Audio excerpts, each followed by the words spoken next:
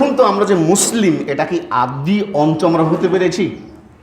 দেখুন কালমার সাক্ষ্য দেওয়ার পর সর্বপ্রথম কাজ হচ্ছে 5 ওয়াক্ত সালাত। এটা জানেন না? এটা তো জানেন।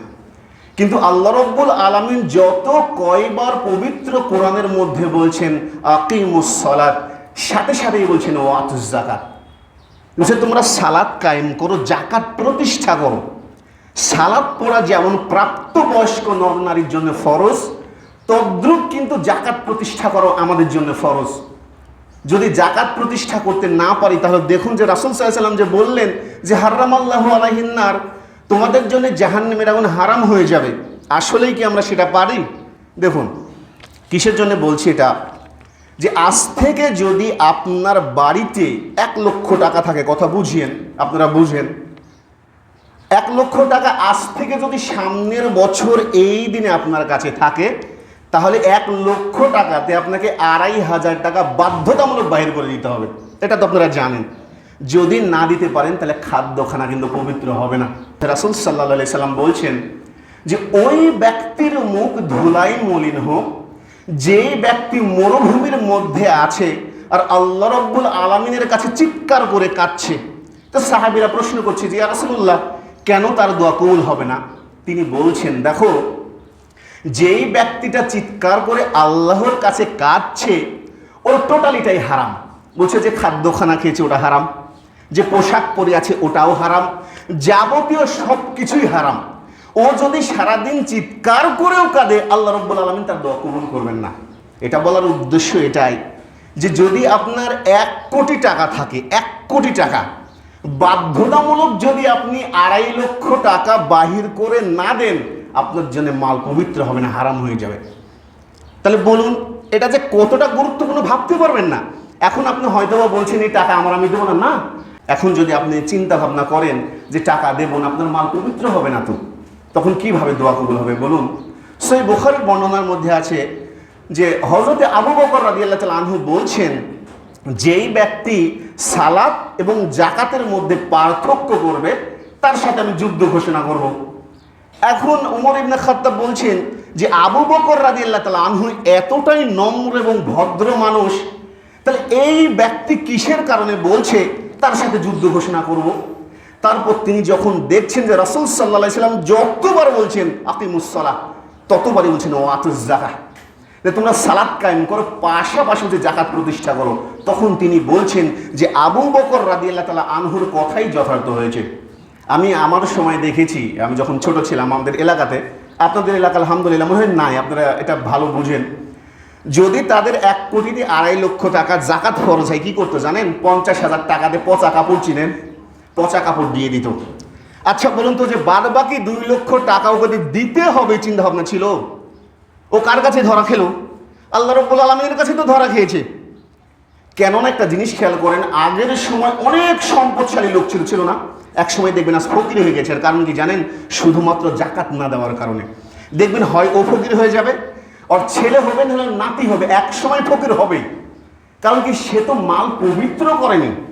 কোটি কোটি টাকার সম্পদের মালিক, 100, 400, 500, 1000 বিঘার মালিক, আজ দেখবেন ফকির হয়ে গেছে। তাহলে আমাকে বলুন যে আমরা যে মুসলিম, আল্লাহর কাছে যে পুরোপুরিভাবে বলি যে আমরা মুসলিম, মানে আত্মসমর্পণকারী, আসলে হয়েছে? আসলে হয়নি। সহিহ বুখারীর বর্ণনার মধ্যে আছে যে হযরতে আবু হুরায়রা রাদিয়াল্লাহু তাআলা আনহু হতে বর্ণিত, রাসূল সাল্লাল্লাহু আলাইহি সাল্লাম বর্ণনা করছেন যে কিয়ামতের দিন কিছু কিছু মানুষের কাঁধের উপর উট চিৎকার করবে, কিছু কিছু মানুষের কাঁধের উপর সম্পদ চিৎকার করবে। দৌড়ে গিয়ে রাসূল সাল্লাল্লাহু আলাইহি সাল্লামের কাছে গিয়ে বলবেন যে রাসূলুল্লাহ সাল্লাল্লাহু আলাইহি সাল্লাম আমাদেরকে বাঁচান। তিনি বলছেন, লা, আমি পারবো না। তো কেন? যে জানো না আমার শেষ কথাটাও তোমাদেরকে কেউ না কেউ জানিয়ে দিয়েছে। কেন? তোমার জন্য যে অর্থ ছিল এটা যাকাত ফরজ ছিল না? আজ তো আমি বাঁচাতে পারবো না, কেউ না কেউ তো বলে দিয়েছে। তোমার জন্য যে উটের যাকাত ছিল এটা ফরজ ছিল না? রাসূল সাল্লাল্লাহু আলাইহি ওয়াসাল্লাম বলছে আজ পারবো না। তখন তাদেরকে ফেরেশতারা হেসরাতে হেসরাতে জাহান্নামের মধ্যে নিক্ষেপ করবে। তাই আমরা সালাত পড়ি, কিন্তু বিশ্বাস করেন পাশাপাশি যাকাত প্রদানে এতটাই কৃপণ আপনি চিন্তা করতে পারবেন না।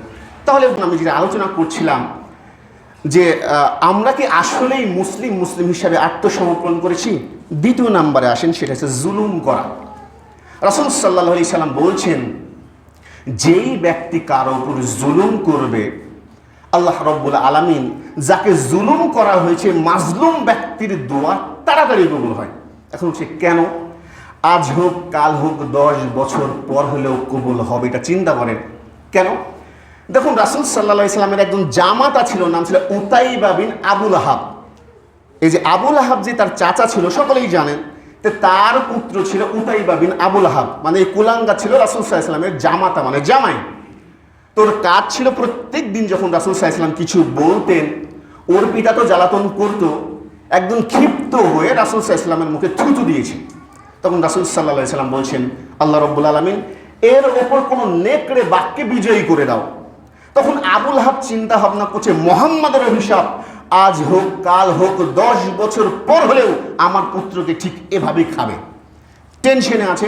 প্রায় বহু বছর পর ওরা সিরিয়া থেকে ব্যবসা করে আসছে। বুঝেন তো ব্যবসা, আগের আরবের লোকেদের প্রায়ই প্রধান কাজ ছিল ব্যবসা করা। তো তখন দেখছে যে মরুভূমির মধ্যে হঠাৎ একটা নেকড়ে বাঘ চলে আসছে। তখন আবুল আহাব বলছে, আমার পুত্রকে বাঁচানোর মতো ক্ষমতা কারো নাই। ওই যে মাথাতে আছে মুহাম্মাদের অভিশাপ। যত মানুষ ছিল কাউকে ওই নেকড়ে বাঘ খায়নি। শুনতে শুনতে এসে ওর পুত্রকে পেটে নাড়ি ভুড়ি বাহির করে নিয়ে চলে গেছে। কি বুঝলেন? এর দ্বারা কয়েকটা জিনিস বুঝেন। আল্লাহ রাব্বুল আলামিন কি রাসূল সাল্লাল্লাহু আলাইহি সাল্লামের দোয়া তখন কবুল করতে পারতেন না? কেন করেননি? এটা আমাদের জন্য শিক্ষা। আল্লাহ রাব্বুল আলামিন বলছেন, ইয়া আইয়ুহাল্লাযীনা আমানুস্তাঈনু বিস-সাবরি ওয়াস-সালাহ, যে বিশ্বাসীগণ তোমরা সালাত এবং ধৈর্যের মাধ্যমে আমার কাছে চাও। ইন্নাল্লাহা মা'আস-সাবিরিন, নিশ্চয় আমি ধৈর্যশীলদের সাথে থাকি। তো আজ হোক কাল হোক 5 বছর পর হলেও 10 বছর পর হলেও এই শোধ আপনাকে দেওয়াই লাগবে, বাধ্যতামূলক। জুলুম কেন বলছি জানেন? জুলুম বিভিন্নভাবে হয়। আমি আমাদের এলাকার একটা উদাহরণ দিয়ে আপনি বুঝতে পারবেন। আপনাদের এই দিকে মনে হয় নাই। আমাদের কাঁঠালপাড়া যে এলাকা আছে, কাঁঠালপাড়া তো চিনেন, পার্শ্ববর্তী গ্রাম। দেখবেন যে পাশের প্রায় কমপক্ষে 200-300 বিঘা পানিবন্দী হয়ে আছে। কি কারণে জানেন? এরা যখন কি কাজ করতে জানেন, এক সময় এখনো মানে যাই যখন যায় তারাই করে, মাঝখানে পুকুর করবে আর আশেপাশে কোনো নালা রাখবে না।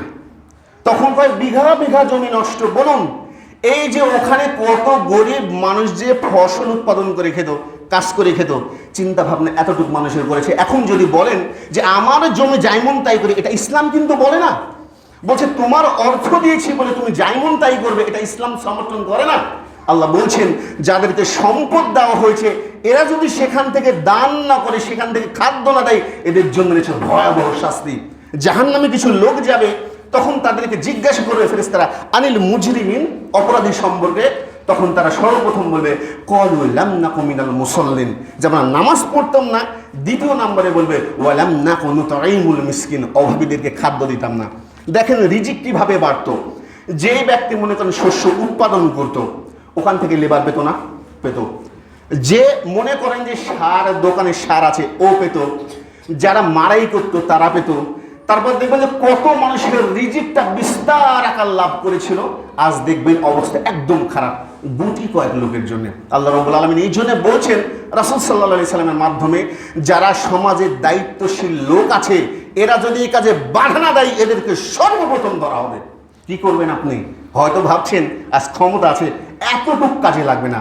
আল্লাহ রাব্বুল আলামিন সূরা হাক্কার মধ্যে বলছেন, যখন বলবে মা আদনা আন্নি মালিয়া, হাই আজ আমার মাল কোনো কাজে আসলো না, হালাকা আন্নি সুলতানিয়া, আমার ক্ষমতাও বরবাদ হয়ে গেল। যে খুলহু ফাগুল্লুহু, এদেরকে ধরো, সুম্মা জাহিমা সাল্লু, টানতে টানতে নিক্ষেপ করো জাহান্নামের মধ্যে।